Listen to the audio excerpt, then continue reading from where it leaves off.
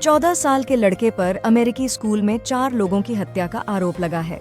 Cristiano Ronaldo ने पुर्तगाल और Croatia के बीच नेशंस लीग मैच में अपना 900वां करियर गोल करके पुर्तगाल को 2-0 से बढ़त दिलाई। पीएम मोदी सिंगापुर और ब्रुनेई की 3 दिवसीय यात्रा पूरी करके दिल्ली लौटे। यूएस ओपन में आर्यना सबालेंका ने एम्मा नावारो को हराकर लगातार दूसरी बार फाइनल में जगह बनाई। भारतीय क्रिकेटर रविंद्र जडेजा ने सदस्यता अभियान के तहत बीजेपी ज्वाइन की। तेलंगाना के बाढ़ प्रभावित खम्मम जिले का हवाई सर्वेक्षण करने के लिए केंद्रीय मंत्री शिवराज सिंह चौहान आज दौरा करेंगे। मुंबई के टाइम्स टावर में आज सुबह आग लगी, लेकिन कोई घायल नहीं हुआ। टाइम मैगजीन की 2024 की सबसे प्रभावशाली एआई लोगों की सूची में अश्विनी वैष्णव और अनिल कपूर जैसे भारतीय शामिल हैं। ईडी ने आरजी कर मेडिकल कॉलेज और अस्पताल के पूर्व प्रिंसिपल संदीप घोष के घर पर छापेमारी की, जो वित्तीय अनियमितताओं से जुड़ा मामला है। पीएम मोदी आज सूरत में वीडियो कॉन्फ्रेंसिंग के जरिए जल संचय जन भागीदारी पहल की शुरुआत करेंगे। ईडी ने वित्तीय अनियमितताओं के आरोप में आरजी कर अस्पताल के पूर्व प्रिंसिपल संदीप घोष और उनके 3 सहयोगियों के घरों पर छापे मारे। महाराष्ट्र में टावर अडानी की जॉइंट वेंचर $10 बिलियन की सेमीकंडक्टर यूनिट लगाएगी।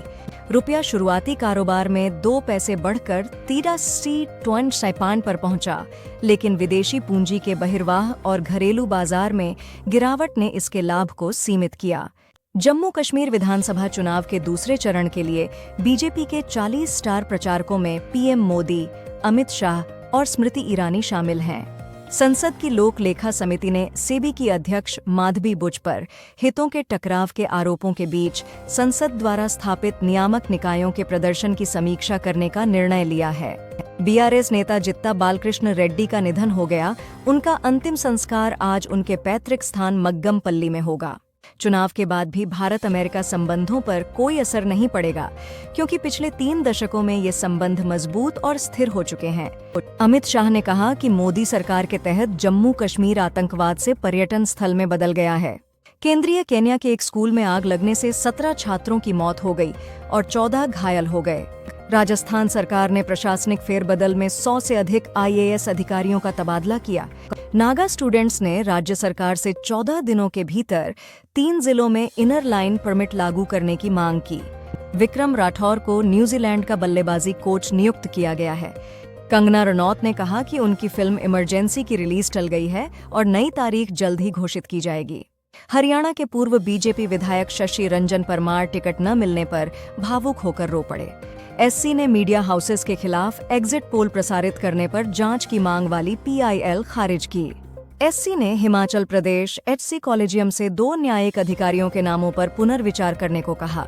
सुप्रीम कोर्ट ने 46,000 करोड़ के बैंक धोखाधड़ी से जुड़े मनी लॉन्ड्रिंग केस में भूतपूर्व भूषण स्टील प्रमोटर नीरज सिंघल को 16 महीने जेल में रहने के बाद जमानत दी। हरियाणा विधानसभा चुनाव 2024 में पहलवान विनेश फोगाट और बजरंग पुनिया आज कांग्रेस में शामिल होंगे। अनिल विज ने कांग्रेस पर तंज कसा। रक्षा मंत्री राजनाथ सिंह ने कहा कि भारत की शांति किसी भी हालत में भंग नहीं होनी चाहिए। पूर्व दिल्ली आप मंत्री राजेंद्र पाल गौतम ने आप छोड़कर कांग्रेस ज्वाइन की।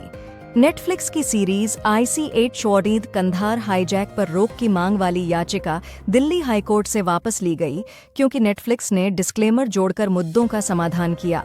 अमित शाह आज जम्मू कश्मीर विधानसभा चुनावों के लिए बीजेपी का घोषणा पत्र, संकल्प पत्र जारी करेंगे।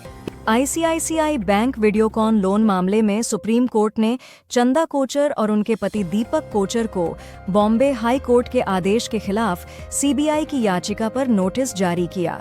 दिलजीत दोसांझ ने सनी देओल और वरुण धवन के साथ बॉर्डर 2 में एंट्री मारी है।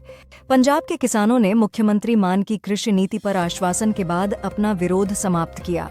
बर्खास्त बीजेडी नेता और राज्यसभा सांसद सुजीत कुमार ने पार्टी विरोधी गतिविधियों के कारण निष्कासन के बाद बीजेपी ज्वाइन की। नीरज चोपड़ा ने डायमंड लीग के सीजन फिनाले के लिए क्वालिफाई किया है, जो ब्रसेल्स में होगा। कर्नाटक मंत्री ने पीएम मोदी को स्वास्थ्य बीमा पर 1800% जीएसटी पर पुनर्विचार करने के लिए पत्र लिखा। सार्क की भावना का पुनरुद्धार क्षेत्र की कई समस्याओं का समाधान कर सकता है। मोहम्मद यूनुस। प्रधानमंत्री मोदी ने कहा कि जल और पर्यावरण संरक्षण भारत की सांस्कृतिक चेतना का हिस्सा है और इसे बचाने के लिए घटाओ, पुनः उपयोग करो, रिचार्ज करो और रिसाइकल करो का मंत्र दिया। 14 कश्मीरी पंडितों ने घाटी से चुनाव लड़ने के लिए नामांकन भरा है ताकि विस्थापित समुदाय की वापसी और पुनर्वास सुनिश्चित किया जा सके। उमर अब्दुल्ला ने आरोप लगाया कि बीजेपी सरकार उन्हें चुप कराने के लिए जम्मू कश्मीर विधानसभा चुनाव में स्वतंत्र उम्मीदवार उतार रही है। कांग्रेस ने सीबी प्रमुख पर नए हितों के टकराव के आरोप लगाए और पूछा कि पीएम कार्रवाई क्यों नहीं कर रहे हैं। नीतीश कुमार ने नड्डा की मौजूदगी में अपने आरजेडी के साथ पिछले गठबंधनों को गलती बताया और कहा कि वह इसे दोबारा नहीं दोहराएंगे। एक अध्ययन के अनुसार भारत के 85% से अधिक जिले बाढ़, सूखा और चक्रवात जैसे चरम जलवायु घटनाओं के संपर्क में हैं। महबूबा मुफ्ती का कहना है कि बीजेपी ने कश्मीर मुद्दे का समाधान सिर्फ विधानसभा चुनाव कराने तक सीमित कर दिया है। अमित शाह ने जम्मू कश्मीर में कहा कि अनुच्छेद 370 अब इतिहास बन चुका है और कभी वापस नहीं आएगा। प्रवीण कुमार ने पैरालंपिक्स 2024 में पुरुष हाई जंप T64 इवेंट में 2.08 मीटर की छलांग लगाकर भारत के लिए स्वर्ण पदक जीता। एआईसीसी ने महेश कुमार गौड को तेलंगाना प्रदेश कांग्रेस कमेटी का अध्यक्ष नियुक्त किया। उमर अब्दुल्ला ने कहा कि कांग्रेस के साथ गठबंधन के लिए सीटें छोड़ी हैं क्योंकि ये बहुत जरूरी था। राहुल द्रविड़ को राजस्थान रॉयल्स का हेड कोच नियुक्त किया गया है। उन्होंने भारतीय टीम को T20 वर्ल्ड कप 2024 जितवाया था।